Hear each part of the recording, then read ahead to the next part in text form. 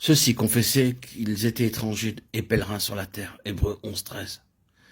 C'était un voyage spirituel d'une transition du terrestre au céleste dont l'apôtre parlait.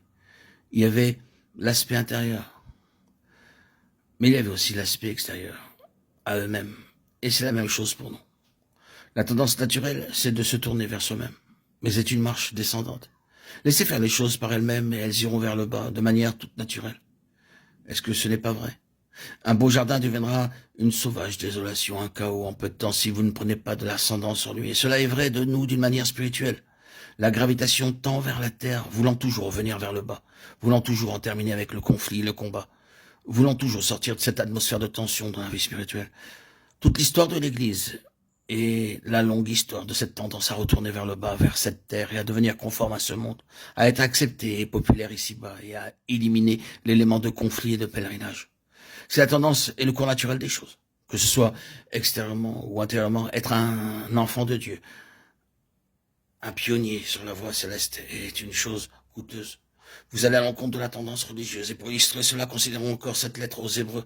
La tendance était de rabaisser les premiers croyants au niveau terrestre, de faire du christianisme un système religieux terrestre avec tout son caractère extérieur, ses formes, son rituel, ses vêtements, une chose pouvant être vue et répondant au sens. Cela influençait beaucoup de ces chrétiens, faisant appel à leur âme, à leur nature, et la lettre était écrite pour leur dire « laissons ces choses et allons de l'avant ». Nous sommes pèlerins, nous sommes étrangers. C'est ce qui est céleste qui compte. Mais aller à contre-courant du système religieux qui a pignon sur rue ici-bas, c'est une chose coûteuse et impliquant la souffrance. C'est, et je le ressens parfois, beaucoup plus coûteux que d'aller à l'encontre du monde lui-même. Le système religieux peut être plus impitoyable, amer et cruel. Et il peut utiliser toutes ces choses méchantes, ces suspicions méprisables, ces choses qui causent des dommages et que vous ne trouverez même pas chez les gens décents de ce monde. C'est coûteux d'aller vers ce qui est céleste, c'est douloureux.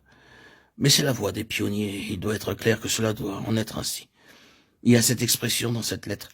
Sortons donc pour aller hors du camp en portant son opprobre, Hébreux 13, 13. Cet hors du camp implique l'ostracisme, la suspicion. C'est dans la foi qu'ils sont tous morts, sans avoir obtenu les choses promises. Mais ils les ont vus et salués de loin. N'est-ce pas cela, la vision des pionniers sur la voie céleste? Des enfants de Dieu toujours voyants et saluant ce qui est plus loin, saluant le jour, quoi qu'il puisse être au-delà de cette vie, souhaitant la bienvenue au jour de la réalisation. Reconnaissant qu'ils étaient étrangers voyageurs sur la terre, ceux qui parlent ainsi montrent qu'ils cherchent une patrie. S'ils avaient eu en vue celle d'où ils étaient sortis, ils auraient eu le temps d'y retourner. Maintenant, ils en désirent une meilleure, c'est-à-dire une céleste. C'est pourquoi Dieu n'a pas honte d'être appelé leur Dieu.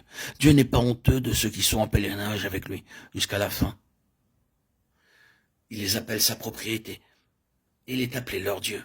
Et il a préparé pour eux une cité. Hébreux 11, 13, 16.